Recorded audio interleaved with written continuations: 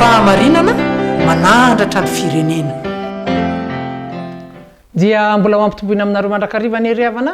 ny fahasoavana mampiadanana avy amin'Andriamanitra ray Jesosy Kristy Tompo ary ny firaisana amin'ny fanahy masina. Amen. Hivavaka isika.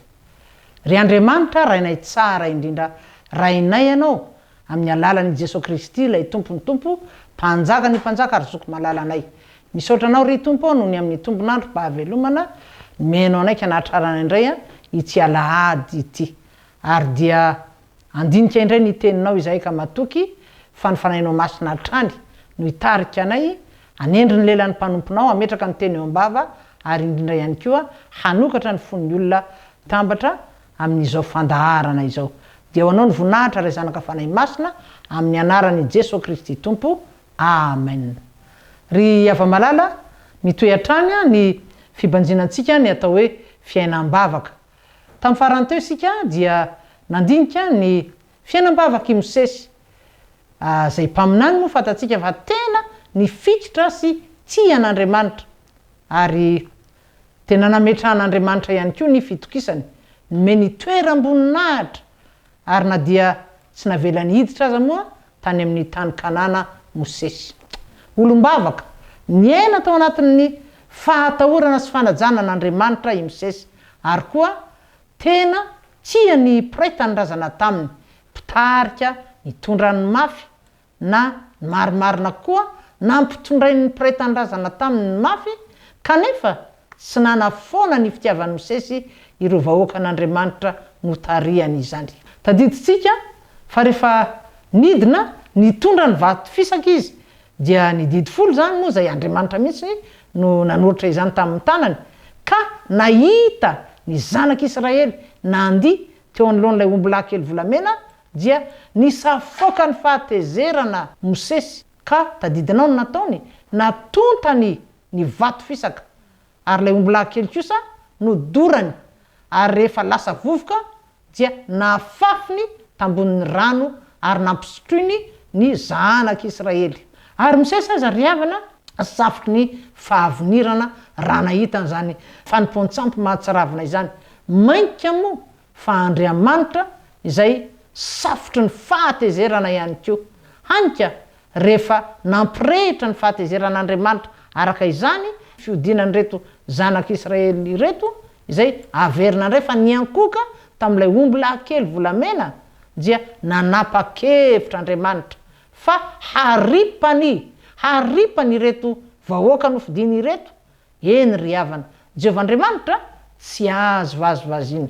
Indrindra moa mahakasika izany hoe fanompoan-tsampy izany, fanompona andriamanin-kafa. Kanefa rehefa andeha andripaka ireto zanak'Israely reto Jehovah'Andriamanitra, misesy kosa indray dia nitalao, nitaraina tamin'Andriamanitra izy. Ary hitantsika moa izany fitarainany Mosesy zany ao amin'ny bokin'ny Exodosy toko 2:30 andininy 2:30. Vakitsika amin'ny anaran'ny Tompo ange manao hoe: ary ankehitriny hoy Mosesy, enganie ka hamela ny fahotany ianao, zany hoe ny fahotany vahoaka an'Andriamanitra ny zanak'Israely, fa raha tsy izany mifona aminao vonoy eo amin'ny bokinao izay nisoratanao ny anarako. Vonoy tsy eo amin'ny bokin'Andriamanitra hoy Mosesy ny anarany. Mosesy very havana sady olona tena nanana fitiavana an'Andriamanitra, nanana fitiavana ny hafa, zany hoe ny preta ny razana taminy ihany koa, ary tena mpanompo mpitarika natoky, mpitarika ny vahoaka an'Andriamanitra ary ny famatotraina. Amin'izany mampanompo n'Andriamanitra mpaminany azy zany ny famatotraina tamin'Andriamanitra. Ary tena olom-bavaka nanana fifandraisana matotra sy tsy azo ngozongozonina tamin'Andriamanitra, tsy azo ny fahavalo ngozongozonina. Ary raha manoy ny fandininany vavaky Mosesy sika ny fiainam-bavaka nananany dia mahita fa ny Salamo 150. Izy fantatry ny kristianina loatra. Ny Salamo 150 manontolo dia vavaka nataony Mosesy. Eny ry havana.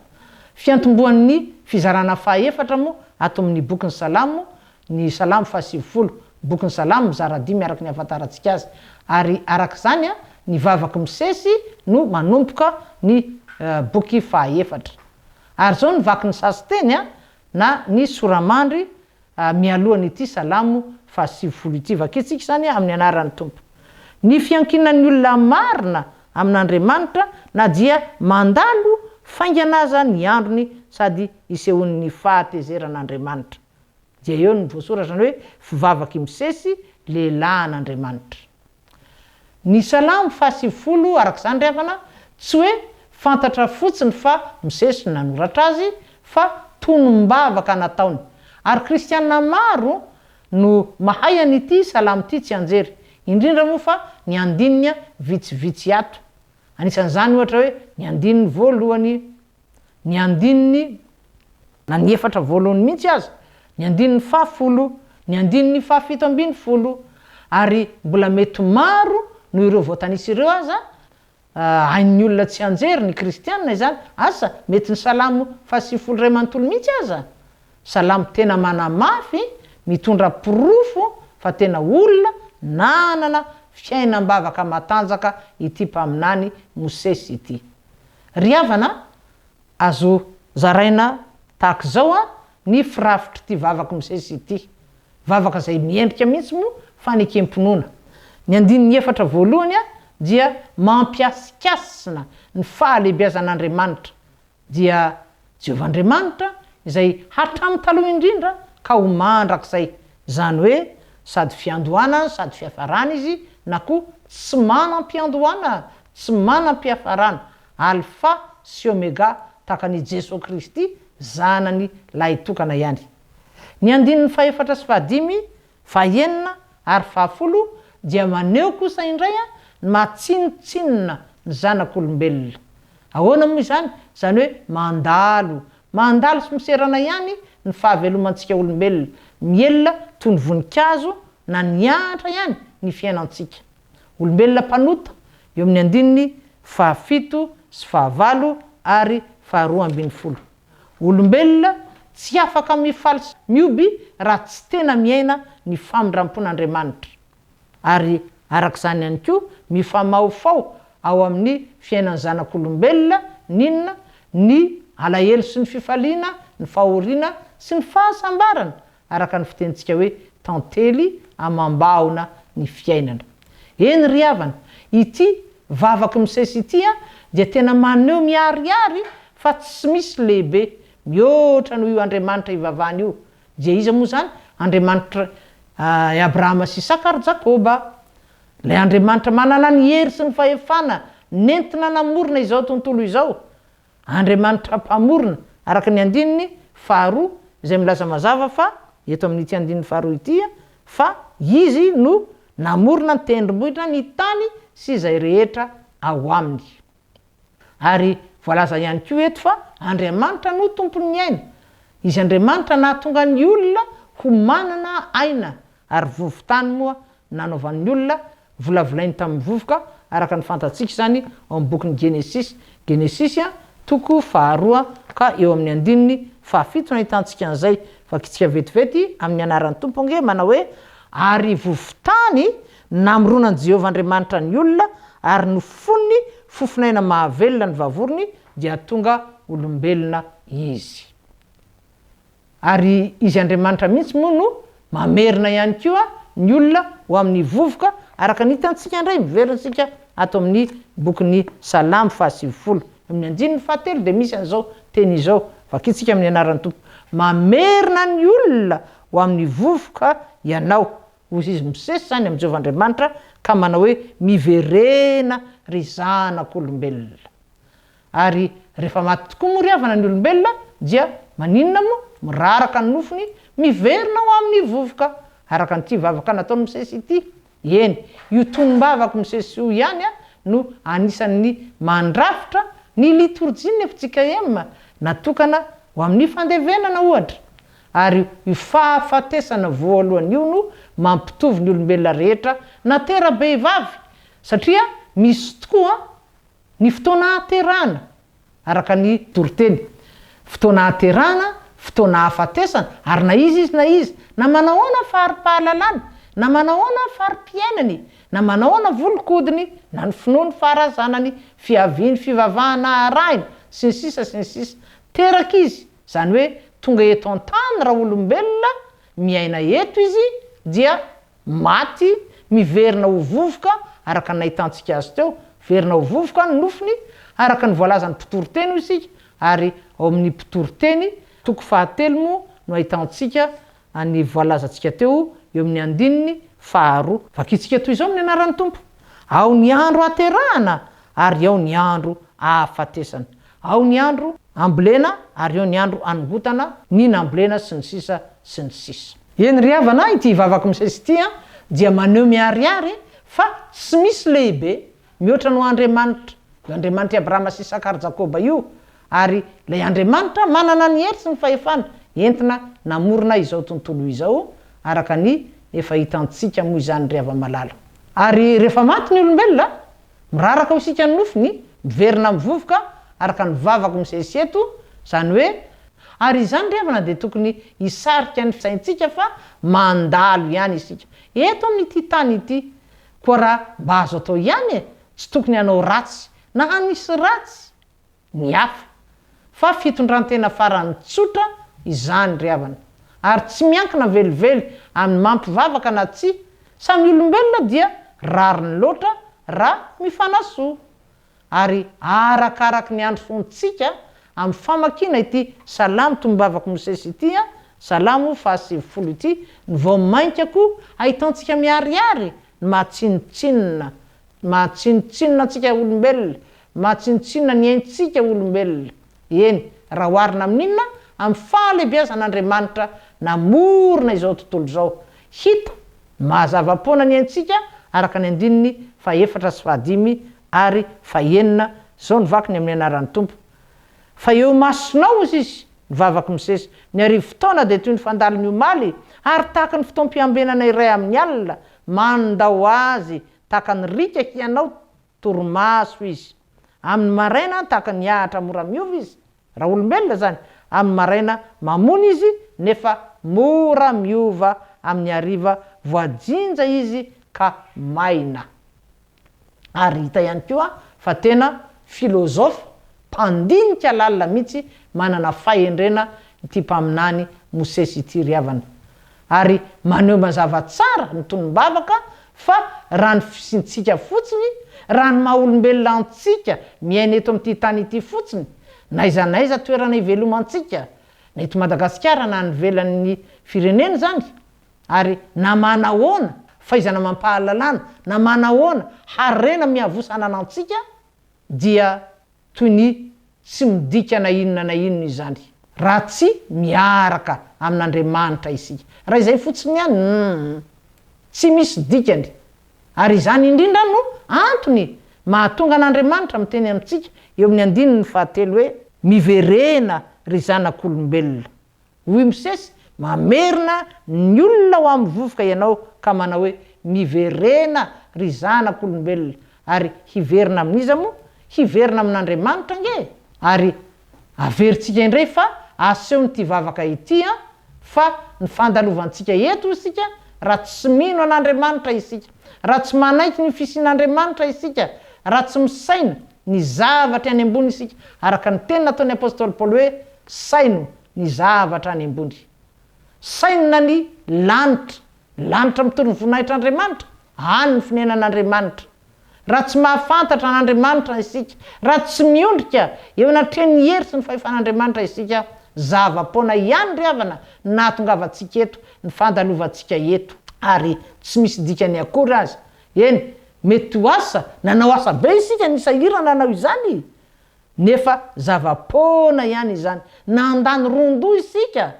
nandany vola mankarena kanefa rehefa tsy miaraka amin'Andriamanitra rehefa tsy ao Andriamanitra rehefa tsy Andriamanitra ny manjaka somena voninahitra dia tsinotsinona izany rehetra izany ka dia mitarika antsika ry havana isafidy fiainana miaraka amin'Andriamanitra ity vavaka ity tsy hoe vavaka mampiseho fotsiny fa tena olony finoan'Andriamanitra misesy tsy hoe vavaka fanehoany fotsiny ny fahalebiazan'Andriamanitra fa tena fitaomana ny olombelona rehetra aninona hanaiky ny fisian'Andriamanitra dieny mbola velona dieny mbola manana fahavelomana ary tsy mahagaga fa ity salamo fasivifolo ity moa dia tena famaky ny fianakaviana maro ihany koa ny fiangonana maro rehefa miandony taona famaky ny fiangonana kristianina eny zaraina ihany koa rehefa misy fivorim-pianakaviana ifampiarabana no ny fahatrarana ny taom-baovao ary tena vavaka fanairana ny zanak'olombelona ity salamo fasivifolo ity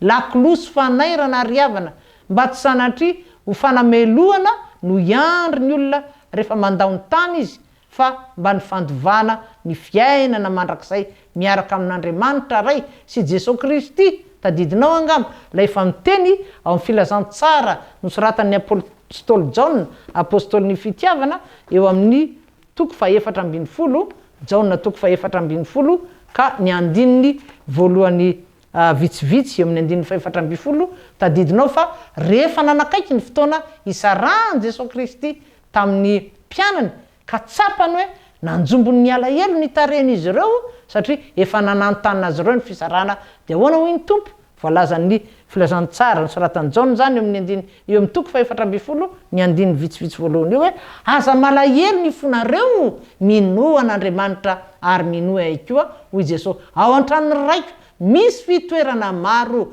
fa raha tsy izany dia efa nilaza taminareo fa andeha amboatra fitoerana ho anareo ka raha andeha amboatra fitoerana ho anareo dia ho avy indray ka handray anareo any amiko ary zay hitoerako no hitoeranareo koa ry havana raha mba maniry ho velona ihany zay tsy midika fa tsy ho faty fa miandry ny fiainana maharitra mandrakizay aoriany ny fahafatesana raha olombelona ihany ka mahafantatra fa tsy sanatry maty toy ny biby toy ny asa ny saka sy ny alika ny olona zay no arian'Andriamanitra tahaka azy ary nomeny fofinaina mahavelona araka ny atsika teo ka mino ny fitsanganany kovelona zany fitsanganany tena maty ary mba maniry handova fiainan-danitra maharitra mandrakizay eo kaikin'Andriamanitra ao amin'ny lapany miaraka amin'i Jesosy Kristy eny manana ny faniriana fa ho velona ka tsy ho faty intsony fa ho velona mandrakizay maninona ny tsy anatona ny tompo Jesosy Kristy hanolotra azy ny fiainana ny fiainantsika satria izy tompo izy ihany no afaka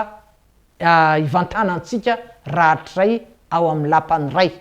ary raha hotoizana moa ny fandininan zao vavaka nataony Jesosy ry havana dia hitantsika tsara ny mampanota ny olombelona eo amin'ny andininy fahafito fahavalo faharoa ambin'ny folo fa lany ny fahatezerana izahay io misesy araiky tahotra noho ny fahaviniranao ny helokay efa nataonao teo anatrenao ary ny fahotanay miafina teo amin'ny fahazavan'ny tavanao dia zany ihany koa mbola voasoratra eo amin'ny andininy ny toko faharoa ambin'ny folo mampianaranay hanisany andronay azahoanay fo endry zany hoe midika izany fa ny olona dia olombelona adala ka raha tsy Andriamanitra no mitarika azy mampianatra azy ahafantatra hoe fo ihany mandalo ihany ny fiainana eto dia tsy fantany akory izany ry hava malala ao amin'ny tompo ny fiainantsika eto amin'ity tany ity dia ahitantsika mifamahofahoao fanambarantsika teo ninona ny fahoriana sy ny fifaliana ny fahantrana sy ny fahasambarana angamba ny fananana sy ny mety tsy fananana ihany koa araka nefa nytenenina hoe zay no bolan-drazantsika tantelemam-baona ny fiainantsika zanak'olombelona ary tsy misosa ho azy izany fiainana izany fa na miaraka amin'i Jesosy Kristy tompo aza isika na manana azy ara isika ho tompo mpanjaka sy mpamonjy ny fiainantsika dia tsy midika hoe misosa toy ny eo ambony karipetra vita amin'ny lamba farany sarobidy ny fiainantsika amin'ny teny frantsay dia hoe évoluer sur un tapis de velours tsia fa ny fahoriana ry havana eny ny zava-manahirana samihafa aza izay tsy misaraka ho isika amin'ny fiainana zanak'olombelona dia fanenjehana sy ny fialonana izany indrindra no vao maika rehefa tena tafatoetra tsara ao amin'ny fitiavana sy ny fanarana ary fin'Andriamanitra isika dia izany ara no asintona ny olo-kafa ijery antsika ka azontsika taona ny hafa ihany koa ao anatin'ny fitiavana sy ny fanarana an'Andriamanitra koa engana iry ava manala ao amin'ny tompo izany teny afatra nomen'Andriamanitra antsika tamin'ity alahady ity zany ho tafatoetra tafapakalalina ao anatin'ny fontsika azamontsika miandry amin'ny finoana sy amin'ny fanantenana ny fiverenan'ny tompo eny amin'ny rahony lanitra ampakatra ny fiangonana dia ho an'Andriamanitra ny voninahitra ho amintsika mandrakariva ny heri ny faherezana amen hivavaka isika tompo Andriamanitra io misaotra anao indrindra fa mampianatra anay hatrany mba angetaeta ho lasa olombavaka tokoa izay indrindra fa amin'izao taona vaovao 2024 izao satria ianao Jesosy no efa niteny fa tsy mety raha tsy mivavaka mandrakariva ka tsy reraka ary mila mivavaka tokoa izay mivavaka ho an'ity firenena ity Andriamanitra satria efa nomenao ny zava-tsoa rehetra kanefa je efa any amin'ny farany kanefa ny teninao dia manambara fa raha mihaino tsara ny feon'i Jehovahandriamanitra dia olony tsy ho rambony ho ambony fa tsy ho ambany misaotra ry tompo ny amin'ny teninao voninahitra anao ray zanaka fanahy masina amin'ny anaran'i Jesosy Kristy mifona ho anay ho ankavanany ray amen dia izay ihany koa ry havana no mamarana ny fandaharantsika manao velomanao ho tahin'ny tompo amin'ny heriny indray raha sitrapon'Andriamanitra veloma indrindra tompoko fahamarinana manandratra ny firenena